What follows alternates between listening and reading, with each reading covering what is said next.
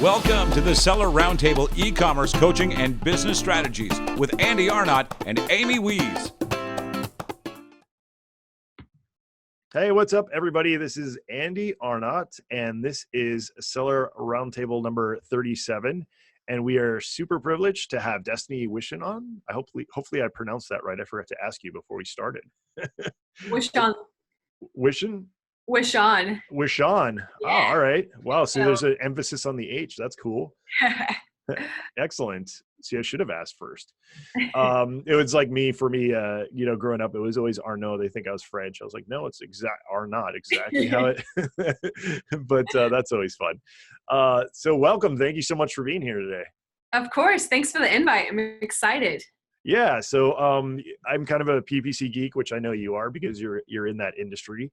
And so I've been seeing some of your posts. You've been doing some really great stuff. I'm nodding my head as I'm reading your post. So that's usually if I agree with you, you're good and you're right. Exactly. So that's why I knew I had to have you on. I thought it'd be fun to talk shop when it comes to PPC. But before we get to that, let's learn a little bit about you. Where you were born, if you mind sharing that, where you live now, some of your past jobs, college, school, just kind of, you. Of course. So I'm actually born and raised in Northwest Arkansas, which is the home of Walmart. Quick shout out to Sam Walton and the Walton family for investing in the area because it probably put me on track to doing what I am now.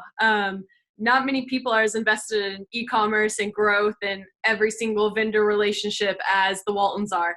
So that's been super cool. I actually went to the University of Arkansas, got a business degree there, bartended my way through college, and my first job out of college, my first career job out of college was at a full Amazon consultancy. So I dived right in. Like, if you're an OG Amazon person, you'll kind of relate to this. I got trained on PPC by Ben Cummings.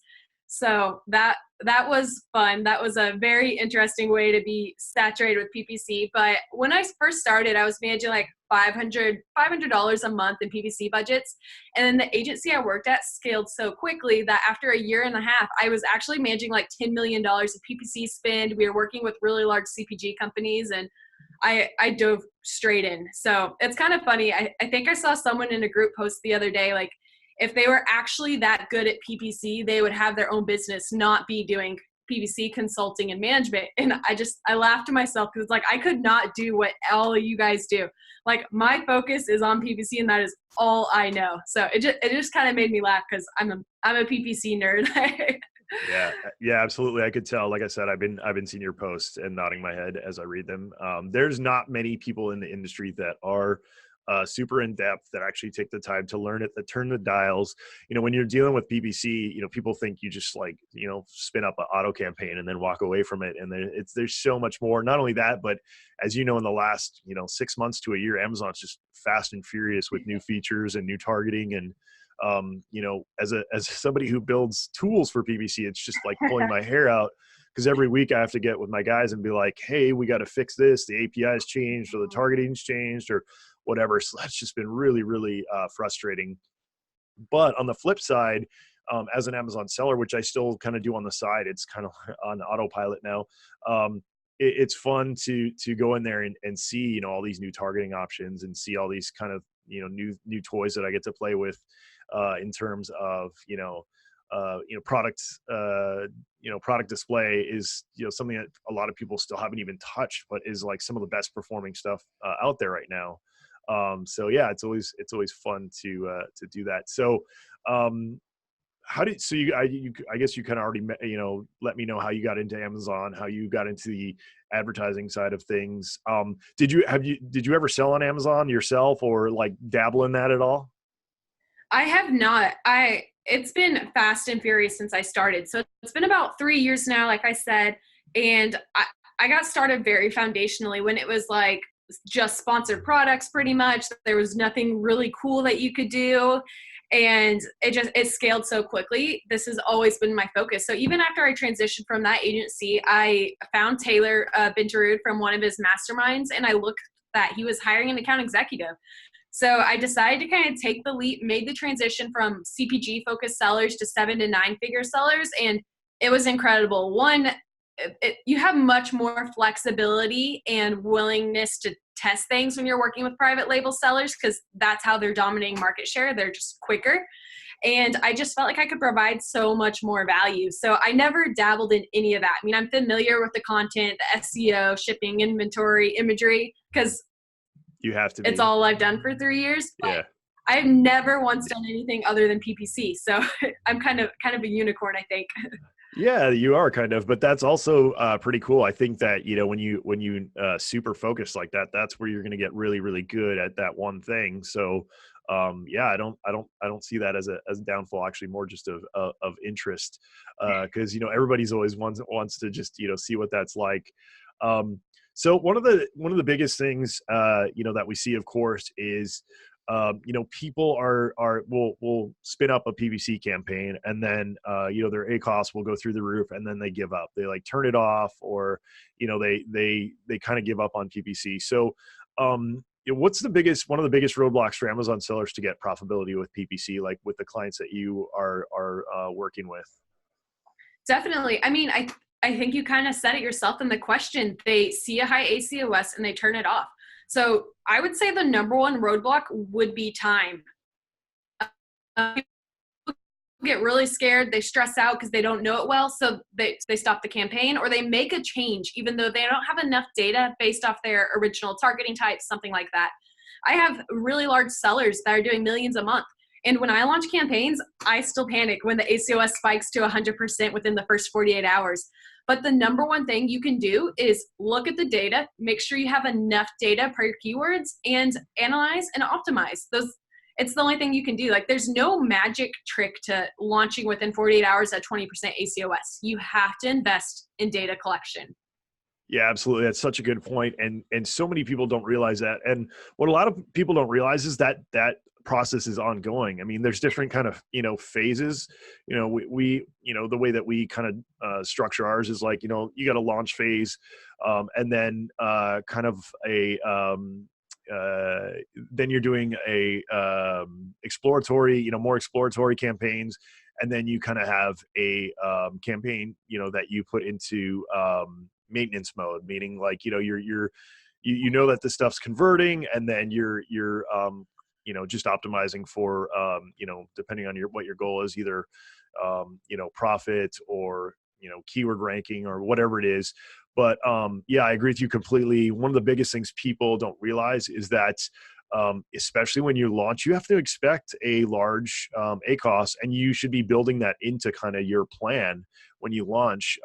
You know, people come in, like you said, you know, I always laugh when I see these Amazon groups. People are like, yeah, you know, I launched my auto campaign a week ago, and you know, the ACoS is really high. I almost like giggle out loud, because it's like, you know, you really got to put in the time to get the data, to then turn that data around, you know, what's working, what's not working, and kind of wash, rinse, and repeat. But I think for some reason PPC is an enigma to people, and it just seems like they just can't get that. 100% agree. I think a lot of it comes down to, you do see certain gurus posting, look at this trick, we achieved 10% ACoS within 7 days. Yeah, that's possible. I mean, I have many campaigns that are under a 10% ACoS, if that's our target, but it doesn't typically happen naturally. If you're in any saturated category, depending on the keywords you're bidding on, the targeting type, all of that's going to play a role. Always expect a higher ACoS, and expect to invest money in data collection. You're probably not going to break even or be profitable unless you have the data to optimize down. Like, just doesn't happen. Yeah, I mean, one of the things that like people like are pretty surprised with when we launch new products on Amazon, you know, we tell people generally we expect to be in the red for a month, or even sometimes 2 months, because we know that the long game's there. You know, people don't get the long game, and the long game is where the big and successful sellers, the 7-figure plus sellers, that's where they know that the money is. You know, you have to kind of dig your heels in, and you know, fight for those positions and that data. So I think that's where a lot of people are failing on PPC. That being said, kind of what do you think needs to be in place to have success on Amazon, you know, with PPC? Definitely. So a foundational listing, you need to have your content optimized, fantastic imagery, great EDC if you have it. the way I always kind of tell people is you wouldn't put a half finished product on a retail shelf. So don't drive additional traffic to your listing if your digital shelf's not fully finished. I mean, there's certain things you can kind of do along the way. You can wait to do your EBC if you're not in a competitive category, things like that. But don't drive traffic to your listing if it's not fully optimized. It doesn't make sense, because if you're launching, you're probably not going to have a ton of reviews. So your competitive advantage really is going to be your product, your imagery, and your content. That's a really big mistake that I see a lot of people make. Even large sellers I still work with won't have fully optimized content. And I'm like, you're leaving sales on the table is what you're doing. Like, it doesn't make sense. The digital shelf is extremely important. And we're finally starting to see more of a shift as people are starting to see the value of Amazon. Yeah, absolutely. And I think that's Amy and I, it's like the thing that we mentioned, like literally probably on every episode that we've ever done is, how we say listing optimization is like the foundation of a successful Amazon business. And it translates directly to PPC, because if you don't have the relevancy there, if you don't have the keywords in there to, let Amazon know that your product, if you're selling, we always like to use a Trump toilet brush, if you don't have, some of those essential popular phrases in that listing, Amazon's not going to know what you're selling, not going to know what keywords to fire on when you are launching your PPC, and that's where you're really gonna miss out. The days of being successful with having just like 2 bullet points that are 200 characters long are over. That might have worked when I started in 2012, but today that's a recipe for failure. Yes. So do you, when you're managing, your clients, a lot of people in PPC, they always look at ACOS as like the end all be all number. But, more the advanced PPC sellers or the advanced sellers who do a lot of PPC, a lot of the advanced agencies know that, ACOS only tells part of the story. There's also profit that goes along with those PPC campaigns. Sometimes if you're running a high ACOS, you actually make more profit. Do you use any tools or any processes, anything that you're using, to maximize profit on your PPC campaigns? Yeah, so pretty much everything's done internally. We utilize our own software tracking for everything, which is a little crazy because, like you said, all the different rollouts that happen week to week means all of our processes change. But kind of the biggest part of that question that I'd really like to highlight is, you mentioned it earlier, there are different phases in your PPC strategy that adjust what your profit and what your target should be is. So we kind of look at it as you have your launch phase, where we want to make sure we are investing in the right keywords, investing in rank, indexation, things like that. So we're willing to break even.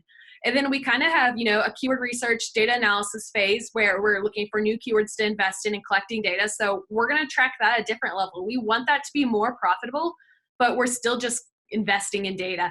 And then kind of that last phase is primarily optimization based. So this is where we use internal software to make sure we're optimizing our bids appropriately. But the way I always put it is you can have your 10 major ranking indexation keywords running at 100% ACOS. If you have the correct long tail keywords, product display ads, competitor targeting, things like that running appropriately, you can run those at 20% ACOS and still balance out to overall be profitable. Because like you said, the top line metrics are what really matters. If you're increasing your organic rank through PPC, then your revenue is going to be much better than what your ACOS may make it look like. Yeah, absolutely. And I wish there was, I wish at some point, and maybe they will, Amazon would give us those metrics, because that would be game changing. Because they, people don't realize exactly what you said, that those PPC campaigns are driving organic rank, but you get no measurement of that. If that PPC campaign drove a keyword rank to, for now you're on the first page at the third result, well, you would not know that, yep. unless you are a little more savvy and are looking at those kinds of things. So on that note, I know that systems and things like that are proprietary, but do you guys kind of have, a framework in place? In other words, like, say I came on as a client, like how often are you optimizing my campaigns? What are you doing on a weekly basis? Just kind of give us an overview of like what you're doing to optimize PPC. Yeah, for sure. So we kind of had this discussion before the call about all these new rollouts completely affect all of our strategies and our systems. So if you kind of check out our website, we call it like the cyborg approach. Basically, what we're looking for is a really good balance of human account management and then the software to handle the things that software should be handling. So I never recommend 100% rely on software for the same reasoning that you mentioned. If you're only relying on software to do everything with your account, you're going to be behind 99% of the time. So we utilize software for bid management. We go in twice a week and we optimize bids on sponsor products, sponsor brands, the different auto targeting, everything possible. The main reason for this is, and this is where I kind of see a lot of people kind of fall off. This is one of the number 2 mistakes I see is I'll hop into an account and they'll be like, we're not profitable. And they'll have $3 bids for every single keyword. And if you just kind of do the math, you can easily make almost any keyword profitable with correct bid management. So we definitely use software for bid management. We utilize bulk uploads on the sponsored brand side, API for sponsored products. And then everything else is done by an account executive. So things that I sometimes see that are outsourced are the types of ASINs that they're running an auto campaign. They'll literally put every single ASIN, even if there's quite a bit of differentiation, into an auto campaign, which always drives me insane. Because how do you expect the algorithm to really niche down and understand your product if you're advertising 90 different products? Sponsor brands we see outsourced, and we don't recommend that because you do have the opportunity to write copy, to get really creative with your targeting types, things like that. So that stuff we're doing like all the time, bid management twice a week, but hopping in the account and split testing different headline ads, different landing pages, looking at different video and search opportunities, things like that. I mean, as you know, it's never ending. Like Leron actually, I think, posted a screenshot a little while ago on Facebook, and someone reached out to him and was like, man, after we stopped using our services, my ACOS spiked. What's up with that? And he was like, this isn't like a set it and leave it type of thing. This is full management. Yep. I was like, yes, I completely relate. Yeah, so did I. I laughed. I saw that exact same post as well, and I giggled a lot. Yeah, it was like it was perfect, and we see that over and over again too as well. So yeah, I think anybody who's ever been on the services side of the PPC world loved that post. That was fantastic. So yeah, you made a lot of great points. So many so that I had some great points, but I have 3 kids that don't sleep at night, so I already forgot them. I should probably keep a notepad here. But anyway, let's go ahead and move on to some of my other questions. So we talked about kind of optimization systems. I recommend that people seek out some systems if they don't know how to get a hold of some themselves. Destaney, at the end, if you guys have anything, resource-wise, we'll have you share that. Let's talk about, kind of, we were talking about phases earlier. Give people an idea of, what you would do, an example of, like, say, a launch campaign, just because it would be good for people to understand kind of the different phases and what to expect. Definitely. So this has pretty much been a hot topic in the PPC industry. There's a million different strategies people are utilizing. And I think a lot of that transition came from the algo change, where back in the old days, you could do a 90% off giveaway, sell 200 units, and rank on the first page like that. Well, Amazon, got pretty smart. And what we've all seen is a transition into PPC. So once we've all understood that PPC is kind of ranking method, all the gurus, everyone's starting to preach different hacks. So kind of the one thing I always say is if you see a hack, test it. Don't completely change your strategy. So one of the things I'll call out that's been mentioned is basically taking top 10 most relevant keywords, putting them in an exact match campaign, and bidding really high. The point of it is, and kind of the theory behind it is that you're getting a lot of traffic to those top ranking keywords. And as people start converting, your organic rank's going to go up. But it's kind of been tested supposedly that if you're not converting well, it's going to hurt your organic rank. So that was kind of one of those hacks I saw thrown out there, and it kind of intrigued me. So we've been testing it. We haven't seen that much of a drop off, but the biggest thing is, like, you cannot duplicate results across any category, across any brand. There are way too many variables. So if you see those hacks, they probably did work well for someone. Test it in your own account with one product. So That's the biggest thing I can preach. I can give you all the best launch ideas, but there's a 90% chance it's not going to rank for your category, for your keywords, for the number of reviews you have. Stick with the foundation. And our foundation is making sure we're taking those 10 keywords and at least bidding on them a little bit more aggressively. When it comes into launch strategy, it also depends highly on how much you're willing to invest, how many reviews you already have. There's so many variables that go into it. That's kind of a broad answer, but it's so dependent on what you're doing at the time. No, that there is literally, like you said, it can depend on the PPC person that you're asking, what a launch is, because it's going to vary a lot. And that just comes from, like you said, experience in the past and, different theories and, excuse me, things like that. What we like to do is I don't know if other people are doing this, but I call it the upside down triangle, or upside down pyramid, where we're taking, kind of low and mid tier keywords and then working our way up. It's kind of the same with SEO. That's been something that we teach a lot. Yeah, we definitely still bid on, like you said, exact match on the, most competitive keywords. But then we also do dedicate, to those mid-tier keywords, because what people don't realize is once you start, ranking for those mid-tiers, then those top-tier keywords are going to get a lot easier to rank for as well. Yeah.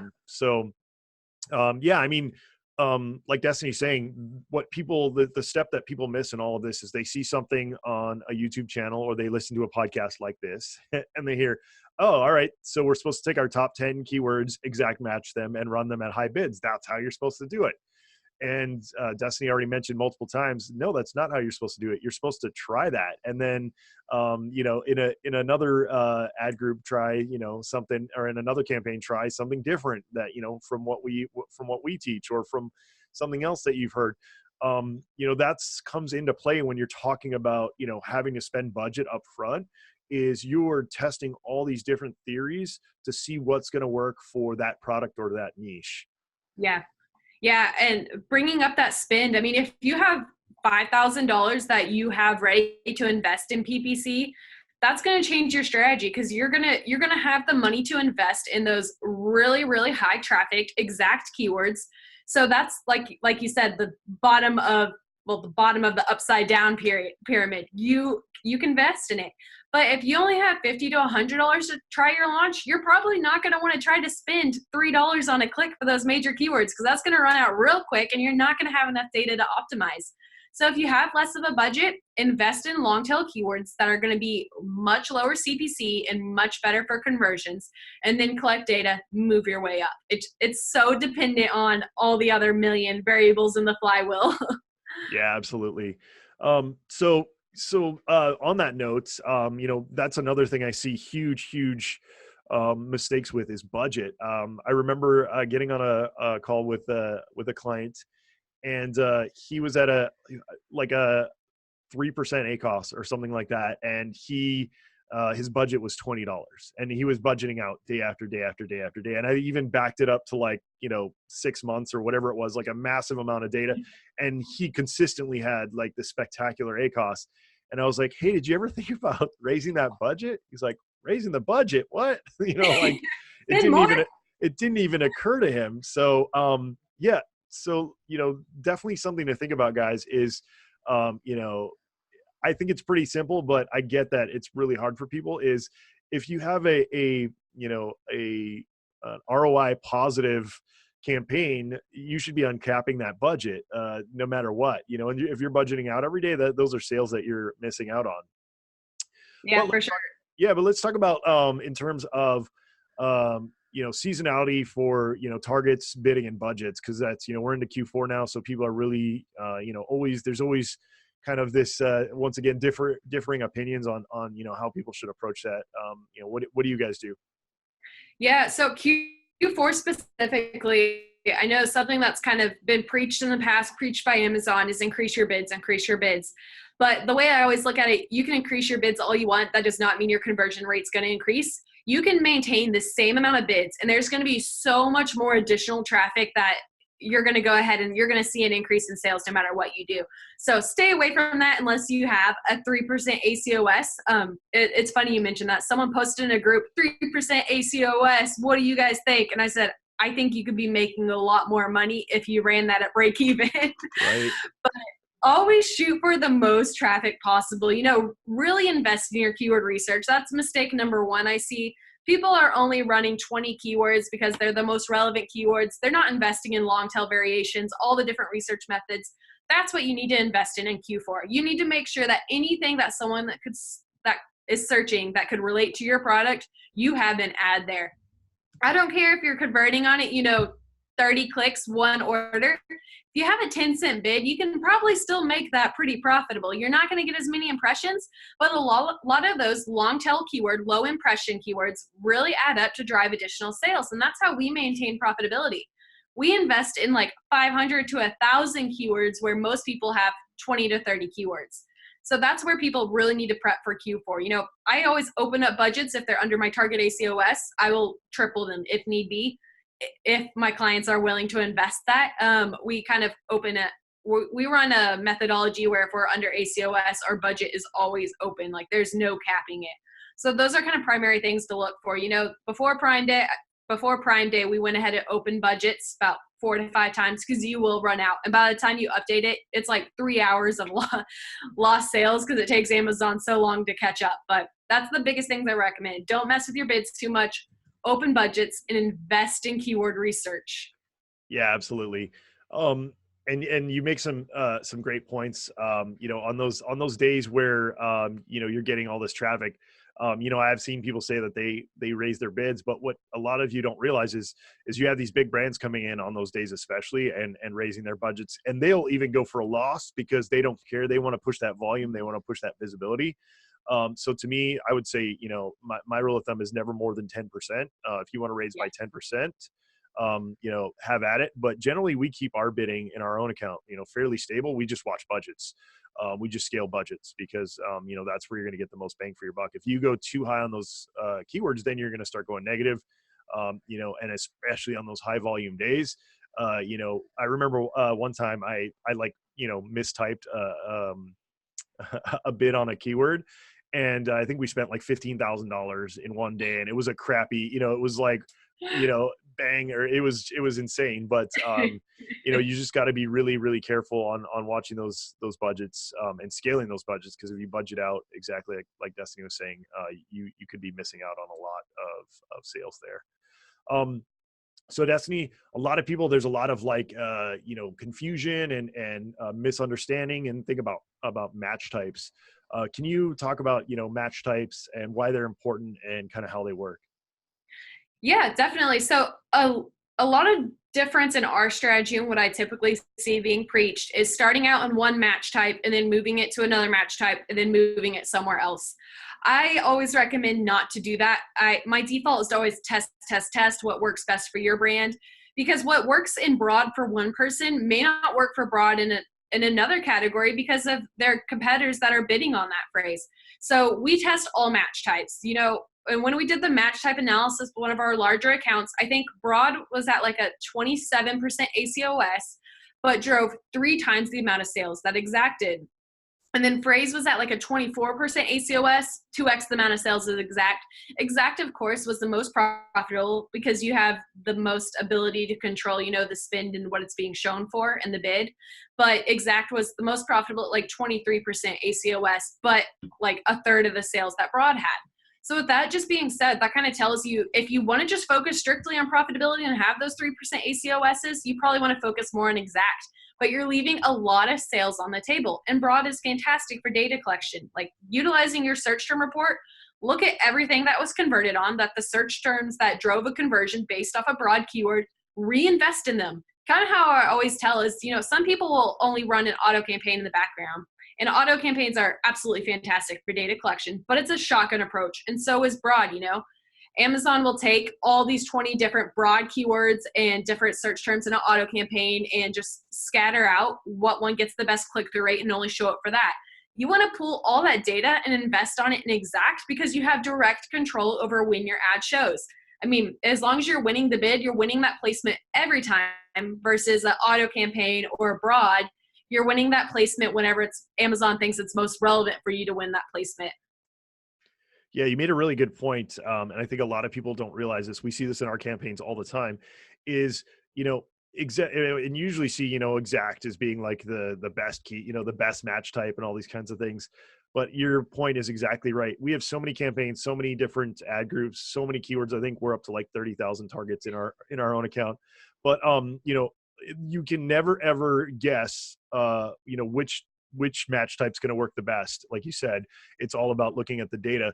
The other thing that people don't realize is broad, you can usually bid quite a bit lower on a broad, and even on a one-word broad, we do that a lot. A lot of people probably don't know that that's, a technique. Yeah. And, we're paying like, 5 cents, 6 cents, 7 cents a click. And so the volume is there. So it may not convert as well as, the exact, but you're getting a lot of visibility for your brand that way. Even if people aren't converting, you're getting a ton of people knowing who you are. So, there's a lot of different things to think about when you're talking about match types. Yeah, related to that, a lot of the questions I see in the groups is I'm running this keyword on broad, it's converting really well, so I decide to pause it and put it in exact, and now it's not converting as well. I literally am like, no. One, if it's not broke, like, don't fix it. And number two, it's losing all of that data and all that history. That's like the number one thing. Every Amazon rep preaches it. It's been the number one solution to all problems for forever is to collect data. So why would you pause a broad keyword that has a ton of relevancy, a ton of conversion data, and then invest it in a new exact campaign? Because what's going to happen is, what if your competitors changed from when you ran that broad campaign to that exact campaign? Now you're not going to convert as well. So it's not going to have as high of a click-through rate. Your ACOS is going to be higher because you paused a perfectly working keyword. Like, it drives me insane. I hate it when people preach that method. Absolutely. Thanks for tuning in. Join us every Tuesday at 1 p.m. Pacific Standard Time for live Q&A and bonus content after the recording at sellerroundtable.com. Sponsored by the ultimate software tool for Amazon sales and growth, sellerseo.com and amazingathome.com.